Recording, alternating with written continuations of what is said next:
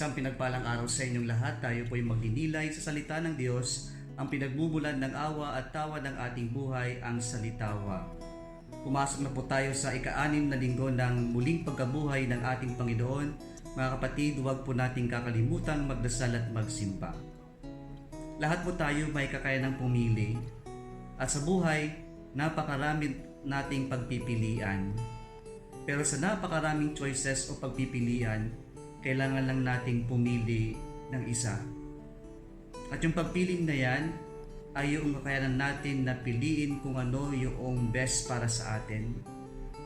Mga kapatid, sa ating ebanghelyo ngayon, ipinapaalala ng Diyos na tayo ay Kanyang pinili. Ang Diyos ang unang pumili sa atin, hindi tayo ang unang pumili sa Diyos. At sa mga salitang ito ng Panginoon, pinapaalala sa atin na ang pag-ibig ay isang malayang desisyon. Hindi ito emosyon, sapagkat ang emosyon ay nagbabago. Ang emosyon ay pwedeng maglaho. Ang emosyon ay panandalian lamang. Ngunit ang pag-ibig ay isang desisyon, isang malayang pagpili sa taong pagbabahagian natin ng ating sarili. At ito ang nais na ipakita ng Diyos. Siya ay gumawa ng desisyon na tayo ay Kanyang ibigin, na tayo ay pinili ng Diyos. At bakit nga ba tayo pinili ng Diyos? Bakit nga ba tayo inibig ng Diyos? Nang dahil ba tayo karapat-dapat? Nang dahil ba tayo ay matalino? Tayo ay talented?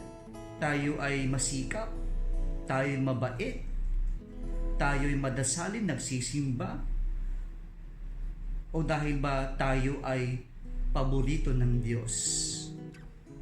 Mga kapatid, sa unang pagbasa ngayon natin, ipinapaalala ng Diyos sa realization ni San Pedro na ang Diyos walang paborito.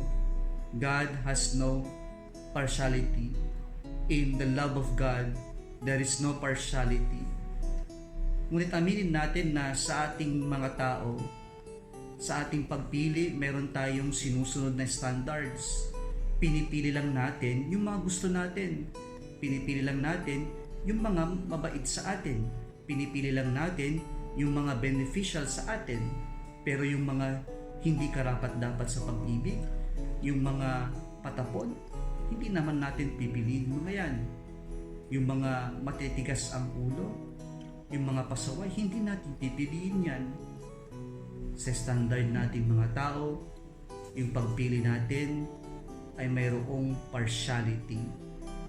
Pero sa pag-ibig ng Diyos, walang pagpipili.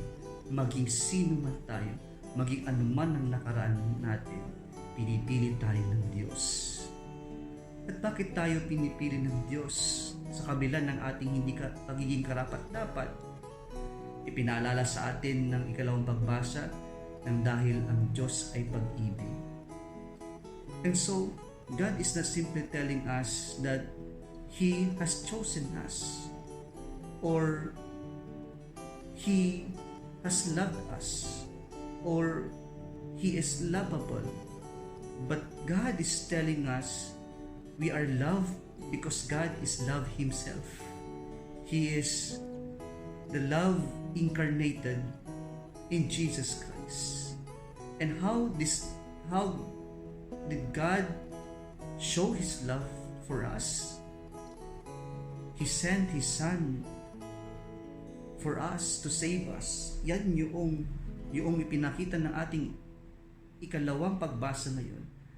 Ang pag-ibig na to ay nagsakripisyo ng Kanyang buhay para sa ating lahat. Hindi dahil paborito tayo, hindi dahil karapat-dapat tayo. Simply because He is love. Sa ating ebanghelyo ngayon, sa Kanyang pag-ibig, tayo ay Kanyang tinawag na kaibigan. Bakit kaibigan? Sapagkat alam ng Diyos, ito lang yung kaya nating ibigay sa Kanya. Kaya ang Diyos bumaba sa standard natin na hanggang dito lang yung kaya nating pakikipagkaibigan muna.